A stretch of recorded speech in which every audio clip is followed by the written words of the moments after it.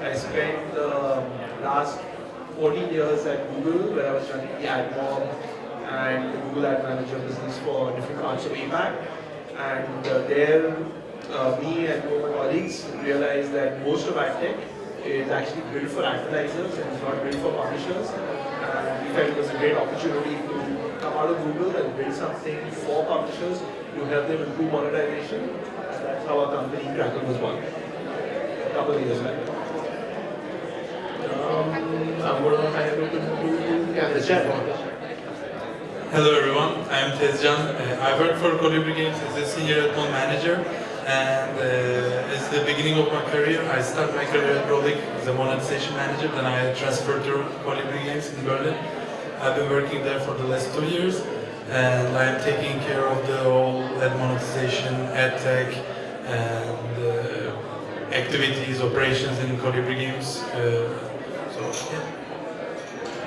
Okay, my turn. So this is Eski. I work as individual consultant on product and game monetization mainly, from different genres like utility games, dating, incentivized apps, gaming, and hyper casual, puzzle, hybrid casual, makecore, like mainly all areas touched. And I'm excited to be here.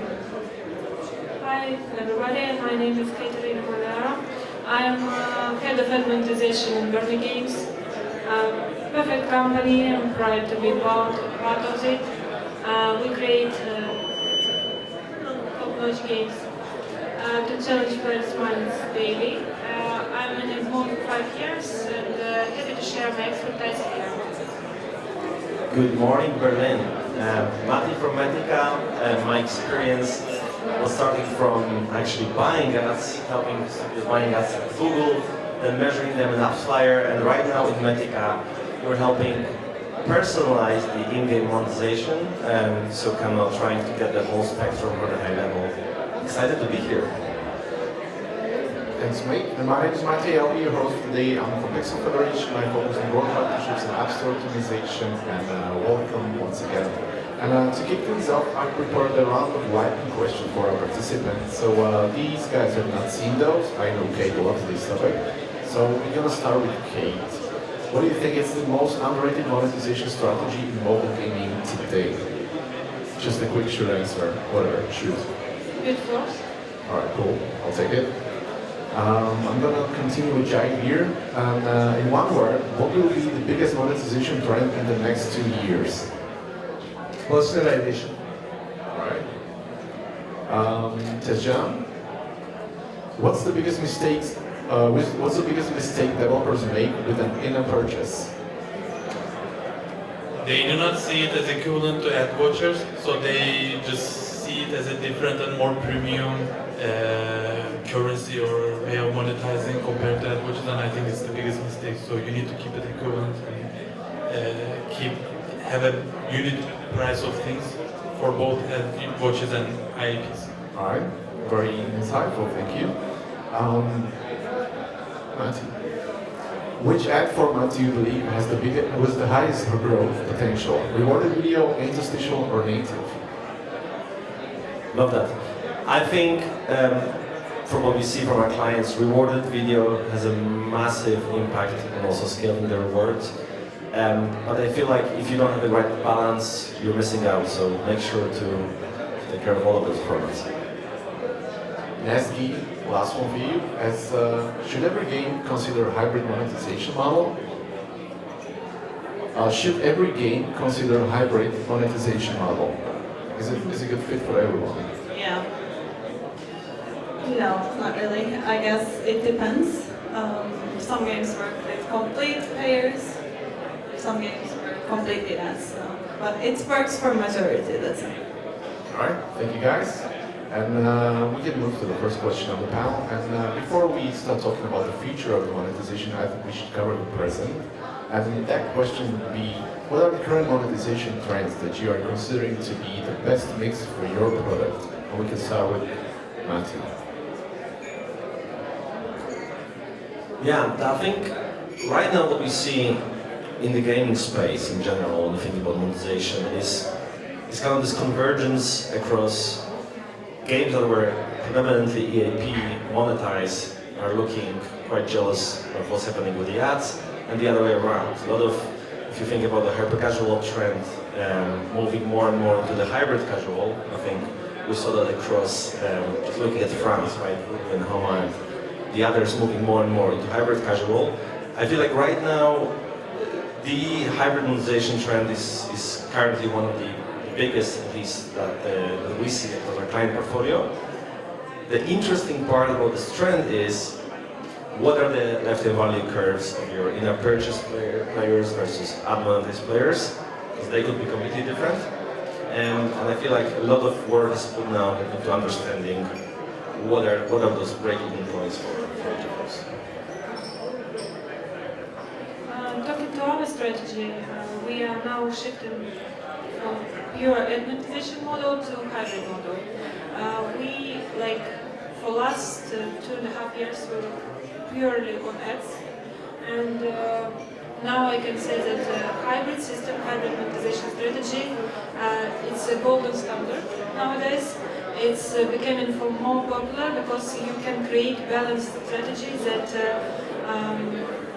keeps two revenue streams, or like subscriptions and ads, or in-app purchases and ads. We are trying to do the second way, and it's very challenging because everyone, I think, know how hard it is to implement in-apps into when you didn't supposed to have it from the start. So you need to change the game economy, level design. You need to keep lower your ad pressure. And after successful testing, we are implementing this, and we see that it's grant higher retention and more effective way to monetize both payers and non-payers. I can maybe add like the other way around. If you are highly like IAP focused and you want to introduce ads, I guess it's easier path than from ads to IAP, but still like the strategies, especially starting with rewarded and then like trying to introduce the others, are really making a difference for like introducing ads for the non-payers who will not gonna pay forever probably. So. John, was ads? Yeah, I can say that hybrid monetization, I think it makes the one that makes the most sense to me. Maybe it's because just I'm working with a hybrid monetized games right after a hypercasual publisher. As we already mentioned, like there are some games that we cannot do hybrid monetization at all. They're pure IAP. So even though the trends and most of the big publishers in the market are going through the hybrid monetization, it still depends on the genre and the audience of your game. What about you, John? Yeah, I think maybe I'll try to stay away from hybrid monetization. I think what I've observed is that in the last 4 or 5 years, most gaming companies have significantly invested in user acquisition. And the tools you build for tracking, for attribution, I think that has really scaled up and improved significantly. But I think a lot of this investment has come at the expense of ad monetization. So at the same time, while gaming companies have invested a lot in UA, the investment in ad mon is kind of reduced in fact, as more and more of the platforms are moving to even bidding, right? But now we're seeing early signs of that trend changing. Right? I think now I feel like gaming companies want more control of their monetization and therefore like more control of their destiny, right? So, at least at the top end of the gaming companies, they see the shift where the control is like slightly moving, or rather I would say publishers are investing to take more control from the mediation platforms to improve their ad monetization. I think this is like very, very new, it's happening right at the top, but I feel like there will be many tools in the market, in a few quarters, which will really democratize this shift of control from mediation platforms to gaming publishers.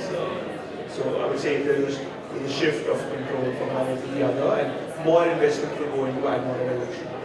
Awesome. Thanks a lot. So we covered the present, now we're going to start peeking into the future a little bit. And I wanted to ask Tezcan mainly, as currently we see the hybrid monetization as a combination of in-app purchases and ad rewards, and sometimes a subscription model as well. How do you think, what is the next possible combination? How do you think it's going to evolve, the hybrid monetization?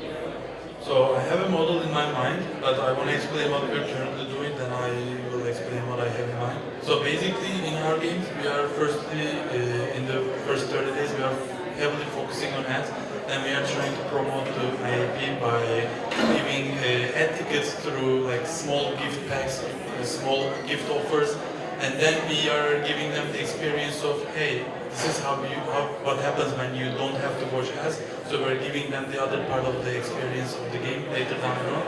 And one of the main reasons for that is because the eCPMs decrease significantly while users get older in the game.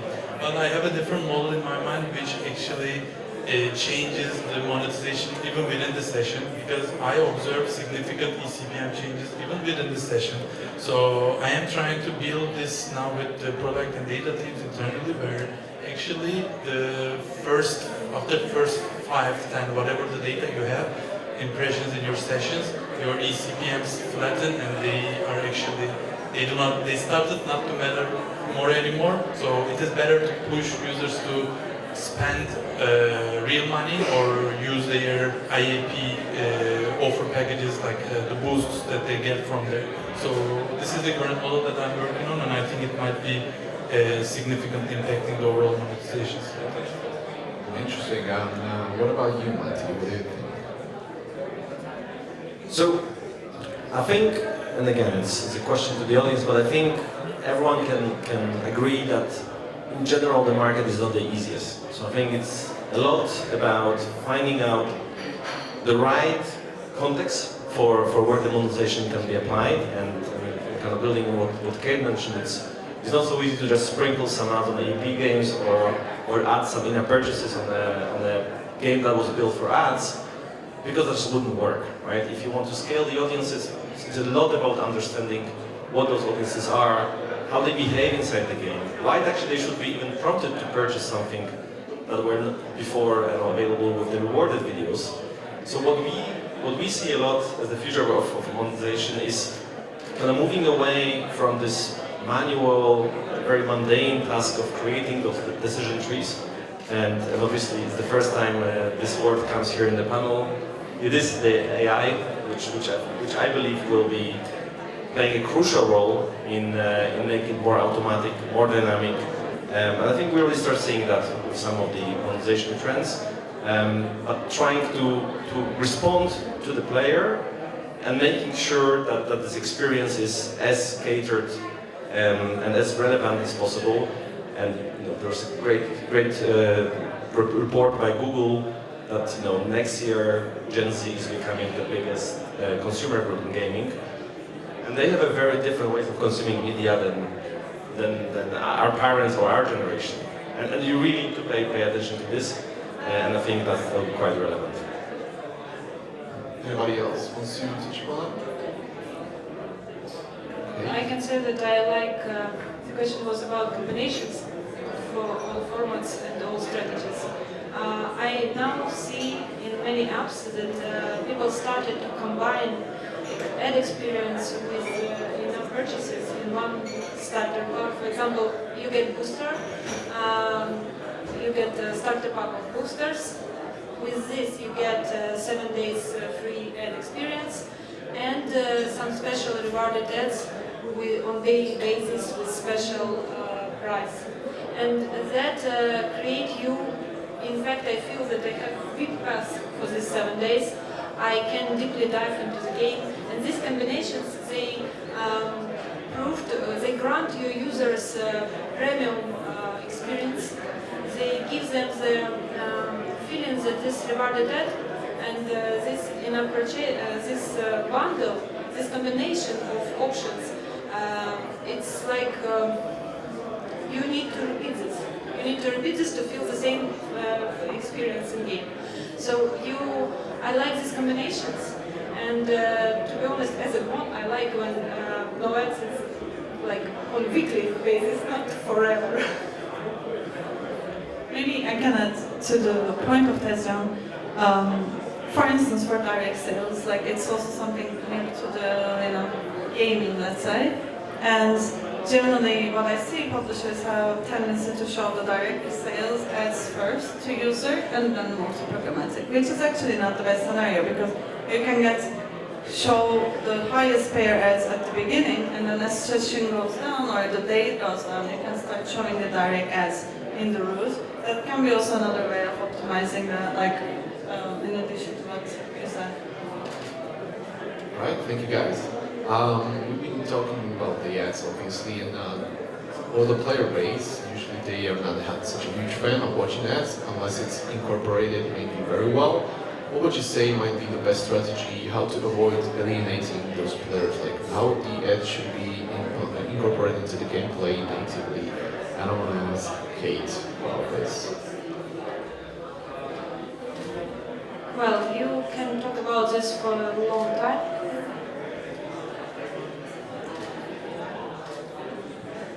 You can talk a lot about the rewarded ads and how to implement them wisely. If you do this, you have a tool to increase your retention and monetization. So, not to make a long list, I can say that the main key points are to place rewarded ads in the moments where a player have a pause in game, not to interrupt the game play loop. So you should give them option to increase their achievements, to revive in game, to give them second chance. You need to put player in control. So he should choose whether engage or not. If you screw him up, if you put him in a situation when players couldn't progress without having a few rewards during the level, they definitely will feel at pressure, they definitely will churn. And it's not your task. If lots of publishers make one mistake, they use rewarded ads as first step to show people that they need to pay. But not all of them have ability to pay. Not all of them can make in-app purchases. Only after time, when they are willing to use rewarded ads, when it's something that they control, when it's something that they clearly understand, they can move forward and make in-app purchases using these sorts of bundles. You need to understand that rewarded ad, when you integrate this, people sacrifice their time because rewarded format are very long. Average now it's about from 35 seconds, and it's very good situation if you have 35 seconds. Usually it's 60, 75 seconds. People sit in rewarded ad, so they need to clearly understand the value of it before they go into reward. So you should make this clear, this offer clear. You should tailor it to the context and completely combine all implementation around the user's journey. After this, when you will do this, count please your control not only how you implement rewarded ads, but also what other ad formats do you have in game, and count how much time they sit in ads over all your session. Because even when you achieved the process, when people understand that reward for them is meaningful and they want to use it, and it's well done, well used, you still have usually interest, and you increase this time when they start normally using having rewarded ads on a daily basis, every time, every level.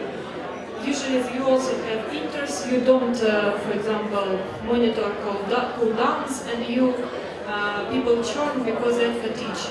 So you need to think not only successful implementation of rewarded ads, it also depends on how you implement other ad formats. Not to press your users with a quantity of time and ads. Can I? Sorry, could you repeat it, please? Yeah, go ahead. It was a. Yeah, what I can add maybe. The biggest mistake I see rewarded in general is basically like, because as a like developers, we tend to know, you know, that like player will go find that ad, watch that ad, get that benefit. But this is not how players see that. So main goal should be like ad finding the user instead of user go and find the rewarded ad flow itself. And even you change very small things about like the visibility itself, or very silly, but like just an animation can have a big impact on the opt-in rates of rewarded. So that will be first thing I will have a look, like how I can increase the visibility of the rewarded that I have. And the second part could be like when adding every rewarded, and if you're really afraid of cannibalizing the current IAP flows, go a little bit small. I can give an example. For instance, recently in a hidden object game, we were like basically tips were behind IAP, kind of, because it was a hard currency that like you barely have by playing the game. And we were like testing having it via rewarded ads for a specific user group of non-spenders, and it even affected very negatively the IAP flow. We tried to implement something like lighter hints. It's not really cannibalizing the full hints, but it's basically lighter hints that you can just have a bit of like telling you what you need to do next. And it was very successful. We saw around like almost 20% increase in overall LTV of the user just implementing that, because it was only focusing on non-payers and not really cannibalizing the other way. So maybe thinking other ways in addition to what you have, not really to cannibalize the others, can be a good point. Does you want to add? Thank you. So yeah, I want to express on the way how we design and how we think of rewarded videos, because we only have rewarded videos in our game. So basically, in our games, rewarded videos are kind of like part of the gameplay experience. So players kind of understand that when they do not watch enough ads, they cannot progress in the content. So yes, sometimes they are pissed, some percent of the players are pissed about this, I can see it in the user reviews.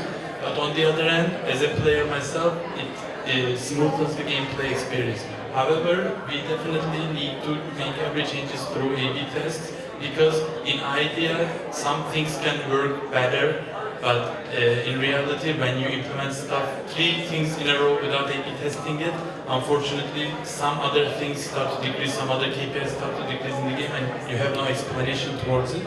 So this is the first crucial step for us to implement things with A/B test. And second of all, when I sometimes check the different user behaviors, when I check the top 25 percentile of the ad watchers, I see that they watch 3-4 times more than the average ad watch in a game. So it directly brings me to a question where, okay, why do these people have the same experience with the people that are watching like 10% of the average? So actually this comes to the point where we need to do segmentation as well, because some users are grinding with ads, they don't even think about buying any pack or spending any single dime on the game, while others are just like slowly playing the game. They are retaining, but they are just watching a couple of ads and coming back to the other game. So the most crucial things for us is first the A/B testing of any kind of monetization changes in the game, and on top of that, definitely the correct segmentation will benefit the most for our ad experience. And when we do it right, or close to the perfect, close to the right segment, players will not also mind it, because like, as a player myself, I don't mind watching 30 ads, and some players are watching 100 ads during the game. So it kind of differs from player to player. Thank you for sharing. You want to add something, Andrew? I think enough has been said. Alright, we can move to the most interesting topic, I think, and that is the AI. And basically, my question would be, we are able to utilize AI with the monetization at this time to some extent. What do you think, moving forward and peeking to the future, what might be the next step for the AI? How it could slowly take over the monetization practices? And I want to start with the guy whose name is actually containing the AI, so he's been seeing into the future, and it's you right here, because you got the AI in your name. Wow, I didn't realize that myself. But coincidentally, we we are also an AI first company in ad monetization, so thank you for pushing the question here. But like, I think fundamentally, we're seeing, clearly AI helps you do more automation. I think that everyone understands, right? But underneath the surface, we're seeing like 3 or 4 things that can change with AI and become more efficient. I think clearly, the first one is the ability to move from cohort level decisions to user level decisions. So, all the segmentation work that a lot of us have focused on in the past, in the future can become, can lead to personalization, right? So imagine a world where you don't need to build segments, but you can still personalize and give a different experience to every user. And within ad monetization, what this means is clearly, how do you manage the latency or caching logic for every user differently? Because today I've seen that gaming companies don't even do segmentation for caching logic, right? The second thing I think is the bid flow, right? Can we take a step beyond doing bid flow at a cohort level to really at a user level or an ad request level, right? So I think one trend is cohort to user level. I think the second, which is also really important, is from lag decisions to real-time decisions. So what AI helps is today when you make statistical decisions, right? You're looking at the data, you're making a decision, you're applying those same set of rules for the next 2-3 weeks or maybe like 1 or 2 months.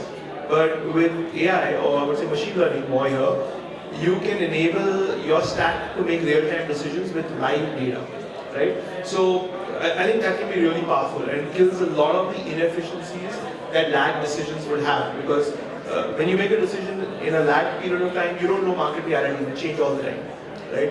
So these are 2 big changes that AI is enabling today. And one thing I want to say when I talk about AI in AdMon, we're not talking about Gen AI, right? We're talking about predictive AI or machine learning, which is different from Gen AI. What about any of you guys want to add something to it? I can maybe add, like, especially what you said about bid floors, for instance. There is quite,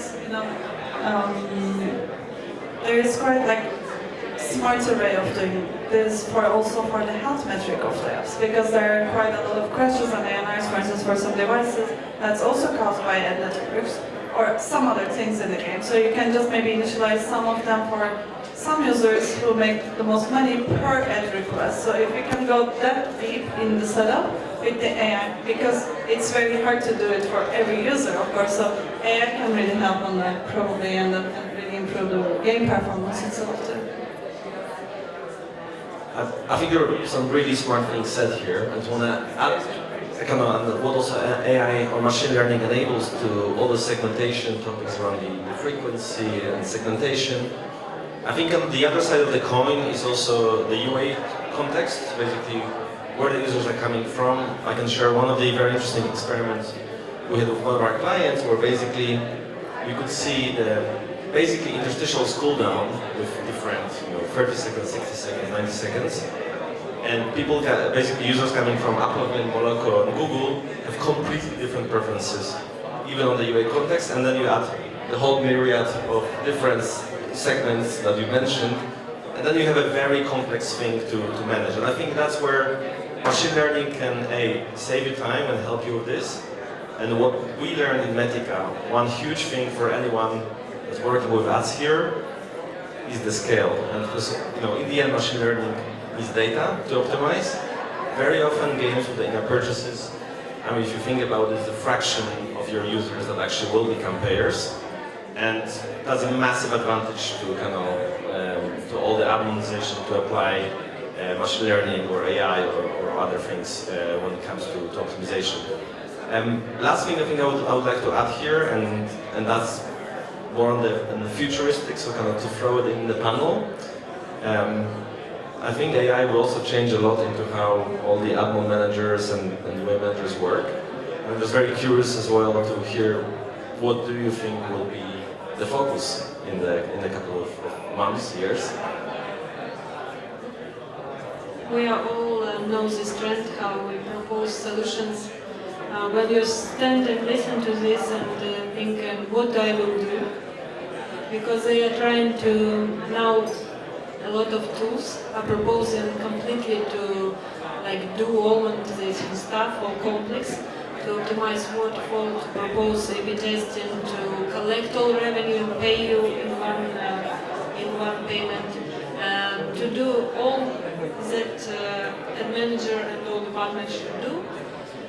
To be honest, I believe that AI and machine learning now helps us to make prediction, to make some optimization, to make segmentation. I adore its ability to understand and predict which players can convert to payers. It's very valuable, but just to believe that some tool will do all at once without me, sorry guys, still not in that condition. Especially maybe on the product side of things, I guess like operational work will very easily can take up by AI probably. I'm using it already for majority of the stuff. But for the product itself, like how to implement, for instance, new IPs and ad placements, it's not good enough yet. It's not helping me yet, but probably in maybe 6 months or in a year, it can came to a stage that it can help us and give us ideas too. Like we will be there, of course, we all will adapt to this, but now maybe for me and SG we have very strong tech part. We are not like simple monetization publishers. For people who are not so focused, of course, they can just easily make this as this tool and combine all simple, like for starting in one, maybe this AI solution will be better. But when you deep deeper go in this option, you understand that still AI is not like, it's following the rules and people usually not really. So we still can adapt better than AI in some tech operations, in some segmentations and like that. But to collect all data, to prognose something, yes, AI have.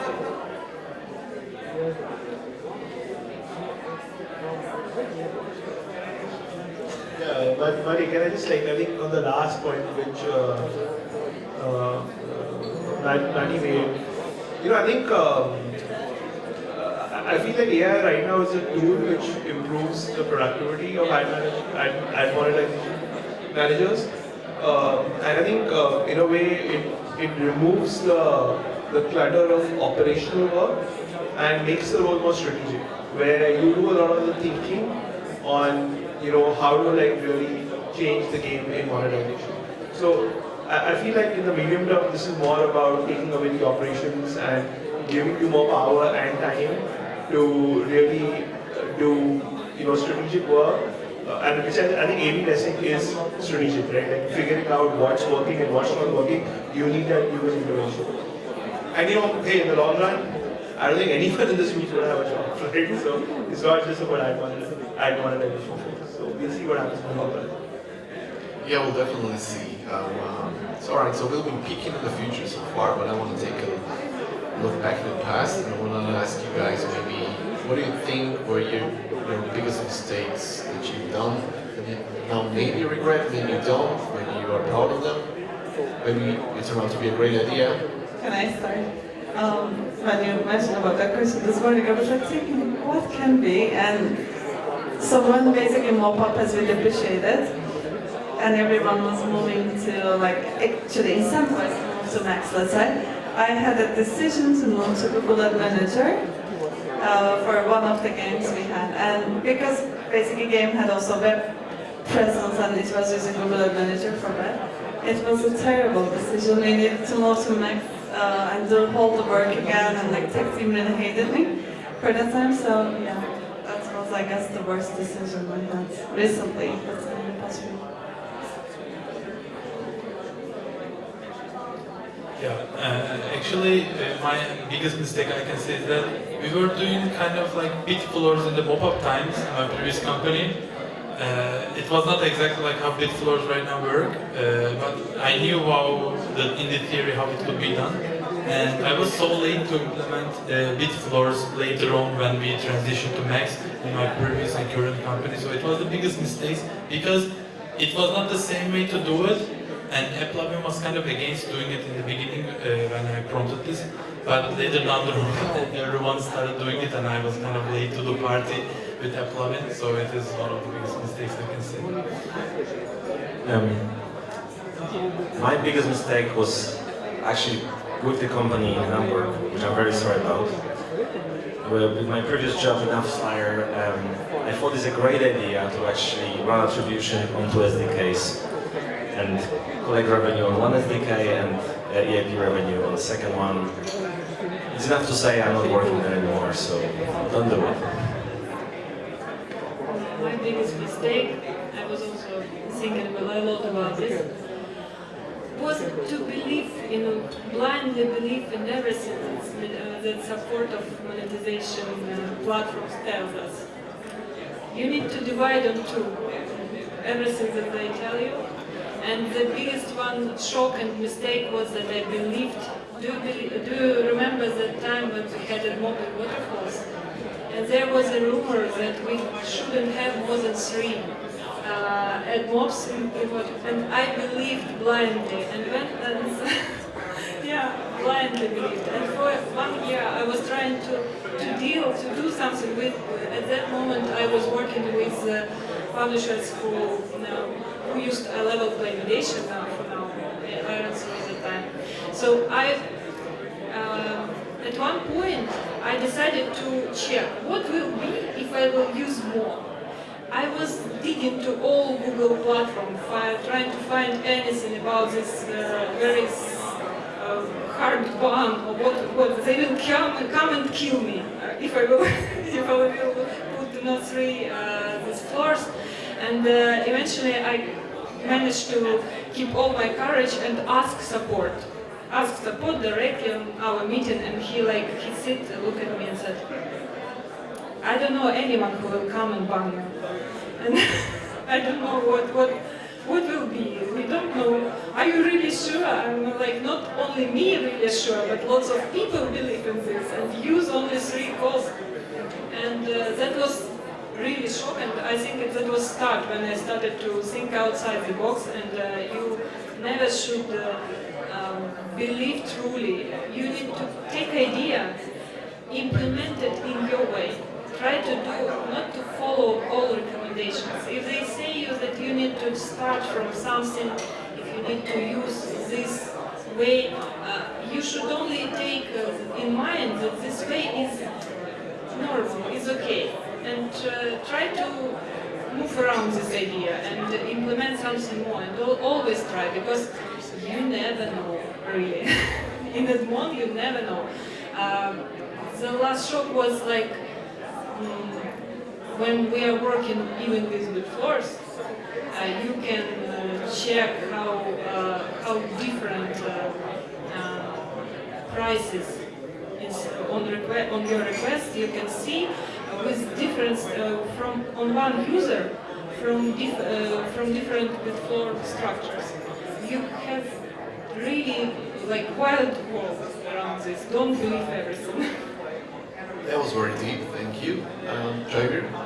I think the fundamental mistake is about making assumptions, and every time you make an assumption without really seeing data from all perspectives, you tend to make a mistake.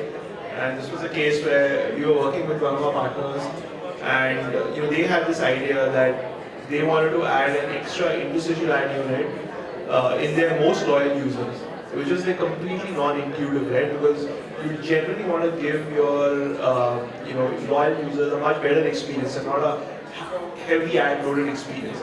So as trusted advisors, we kept advising them not to do this, and they came and said that, hey, let's look at the data, and the data was completely opposite.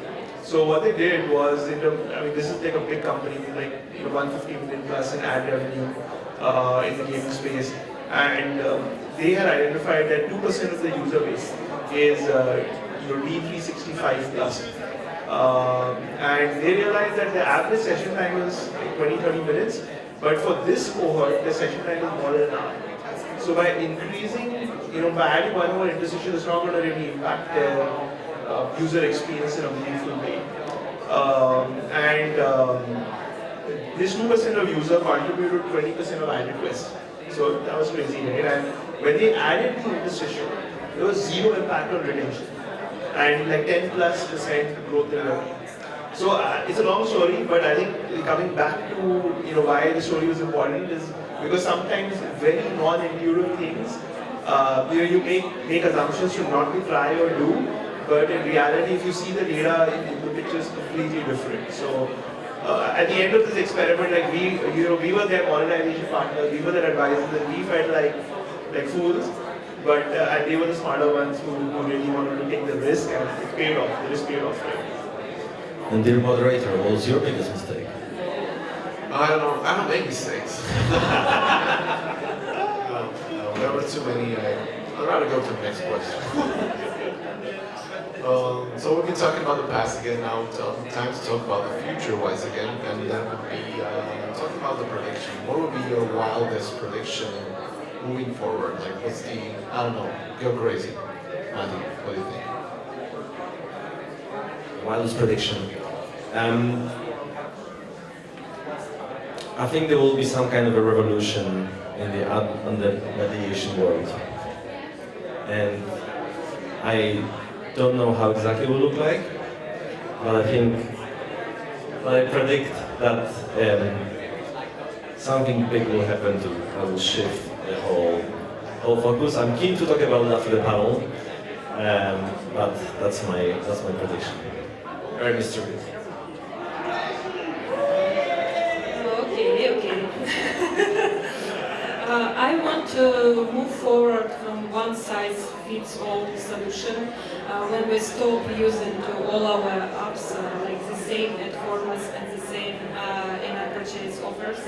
So maybe that will be something that dynamically, like all our monetization strategy evolve dynamically and adjust to players' behavior, emotional state, play time, how they play habits. So maybe something that maybe I will see someday an app where I can choose any model of monetization first that will adapt to my players' behavior, that will give me personalized in-app purchase bundles at some of my moments, maybe some special decrease of ad pressure, or dynamic system. Maybe sometimes I need subscription and I can switch all this monetization to subscription model. So I want something that dynamically adjusts to my behavior in game and still bring publishers their revenue.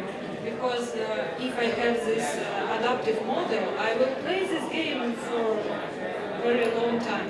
Because it's not like pressure me, force me to spend at the periods when I am not able to do this.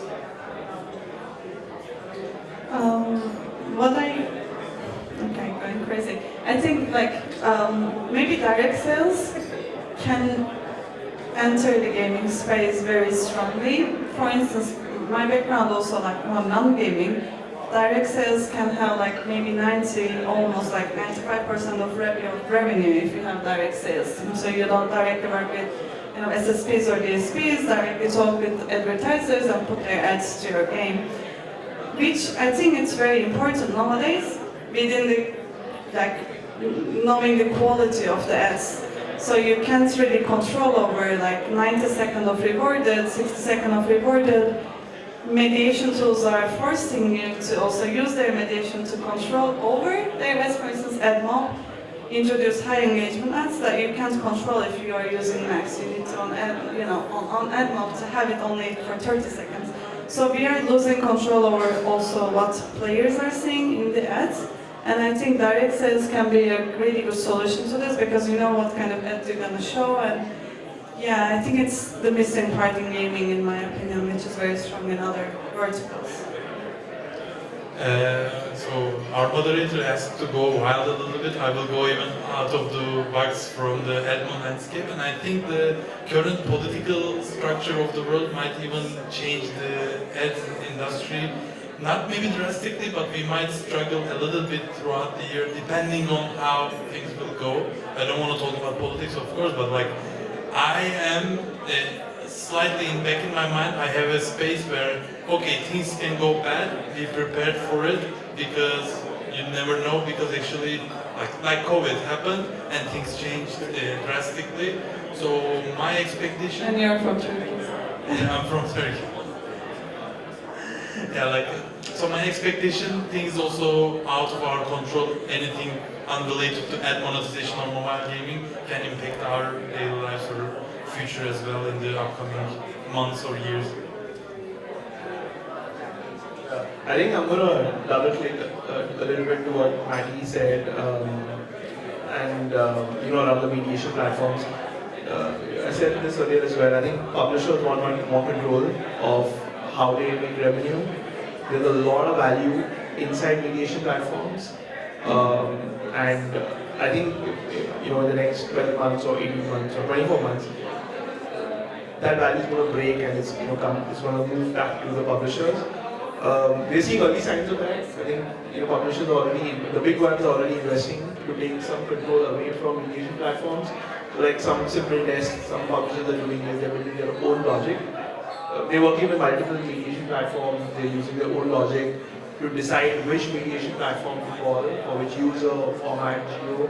So there are early signs of that investment. I think it's going to get bigger and bolder steps by publishers over time. And then at some point, there's going to be a bunch of tools in the market which do the same thing for any publisher. So all publishers will have this capability. And what this will lead to is like your mediation platforms will have to reimagine the business models, because right now there's a lot of money, there's a lot of value because of the current setup. Once that setup breaks, they'll have to reimagine how they generate cash flow. So I think that change, I feel, is more real. It sounds like a little while, but I think it should happen in 12 to 18 months. Awesome, thank you guys. I think time is kind of running out, but I want to keep some time for the Q&A. Are there any questions? I see all the hands raised. All right. So I do have some lightning round questions. In case you want to do those, in case you don't, we can just call it quits. No questions at all. Yeah, shoot. Or just give me a second. All right, this is a good one. Mati, which region or country do you see as the next big opportunity for mobile game monetization? That's a great one. I think what we're seeing, and we had a great conversation with one of the studio working with yesterday. What we're seeing, I mean, obviously US is still the dominant market, but with dollars tanking down, I think a lot of this topic about redistribution of how we should actually operate in gaming revenue is very interesting. Obviously, you hear about those, miracles, powerhouses to be like Vietnam. I mean, Turkey has been on insane rise, and then obviously studios from Ukraine doing a really, really good job there as well. So I think in general, gaming is actually amazing to seeing that it's again more and more distributed, and I feel like obviously you still have to market in the US, but what things is happening, and what building on Tejan's point here, I feel like I think APAC is becoming a very interesting one, as well as LATAM, and that will only just continue to grow, because if you think about entertainment, like gaming is part of entertainment, you still get the biggest bang for the buck in gaming if you compare it to, going to the cinema or theater or anything else. And that's a very good thing to democratize it, right, across the world. So I'm really excited about seeing that in the near future, hopefully. Thanks, man. Kate, if you could change one thing about App Store monetization rules, what would it be? Is it going to be fees? Creates this game and publishes it and again pay. No fees.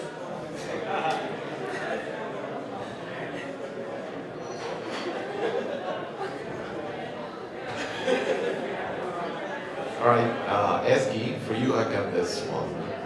Data monetization trend, you think is overhyped?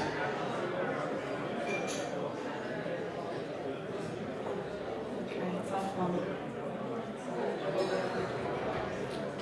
overhyped. Refreshes maybe? Like the refreshes from Google. It was quite overhyped, I think. Yeah, still are, it's very true. Alright. Tezcan, which game genre is the hardest to monetize effectively? It really depends who is monetizing them. No, no. I think casual games are the hardest because you're literally asking people to spend their money. Even though I strongly believe that ads and IAPs are coming from the same place, but in people's mind, in a psychology perspective, we are like people. We are asking them to spend money. So, and if there is no other way to monetize and progress faster in the game or consume the content faster, I think it's IAP driven, fully IAP driven games are the hardest to monetize. Some Even though they make a lot of money, I think they are like the jump behind that is significantly really hard. Got it. Thank you. And Jarvir, a good one for you, and that is what do you think is the fastest way to lose paying users?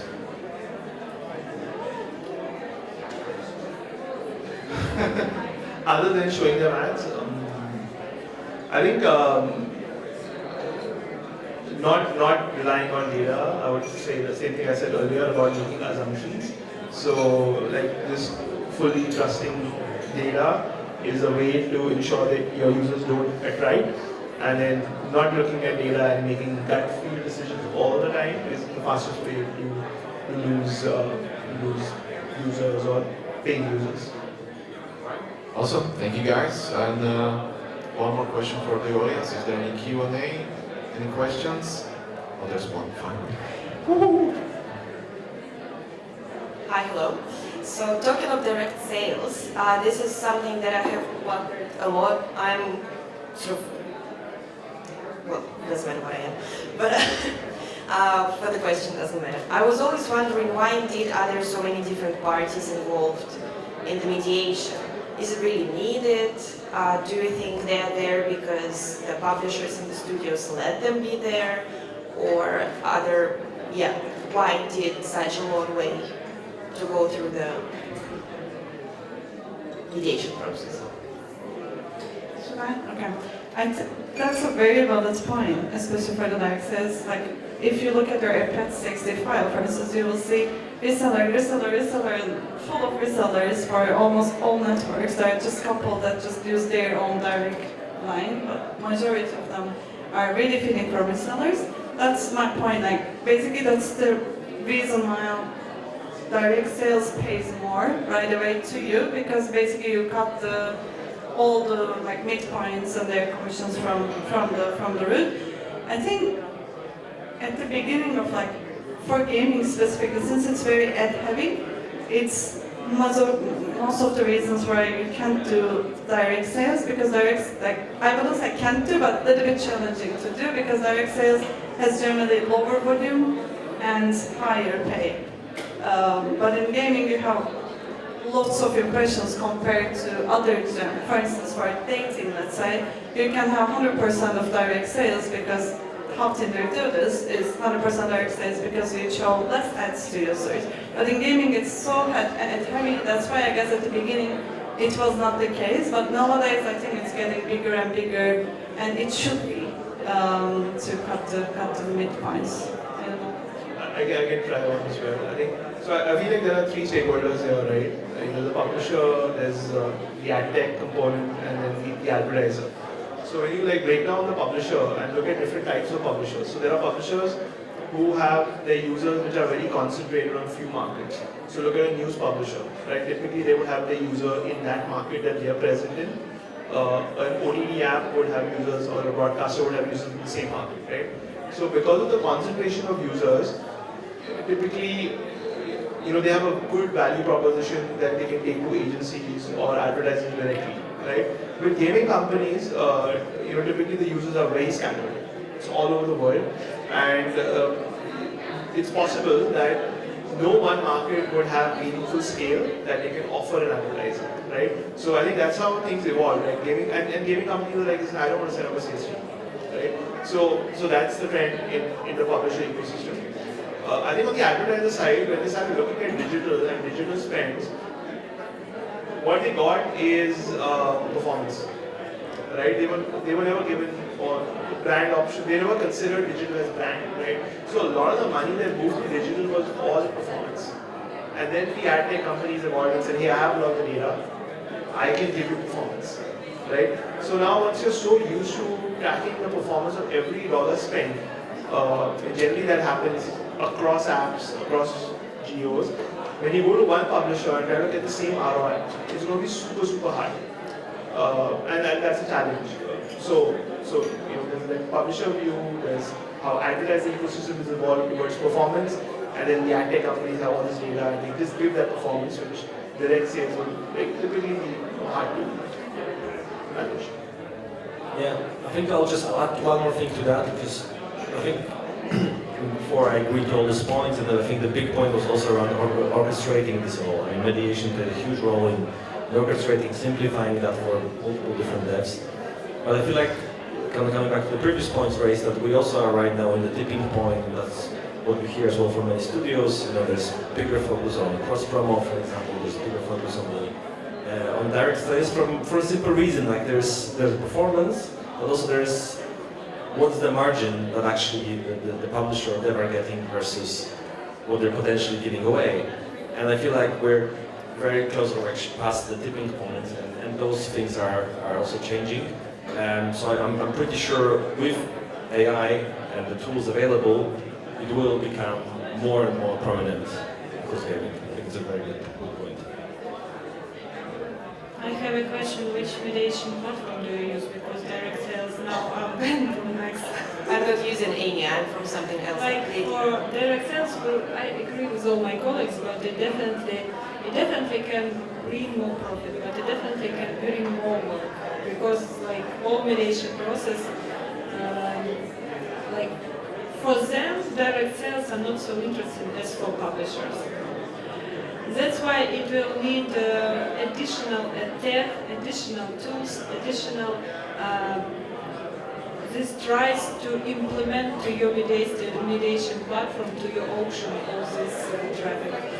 There are some ways to do this using adapters of your current partners, but to be honest, it usually looks like you provide some service-to-service like orders to your mediation platform, and you have problems with controlling quality of these partners. And this is very serious like moment to when you ask anything directly, something like new or demand that they grant you boost your revenue to the rockets in the sky, you need to understand clearly that you can control this boost, that you can understand what you will show. Because all this that you allow to go into your app directly, like you just have words from these people. Or very often, the way that you will choose won't allow you to ask support of this mediation, to ask them directly what is going on in my app. So you should have normal tool or report to analyze creatives. You should have to see what you show when you agree to this direct move. Are you satisfied with all the answers? Okay guys, I'm afraid we're going to have to cut it short, even though we are extending by a couple minutes.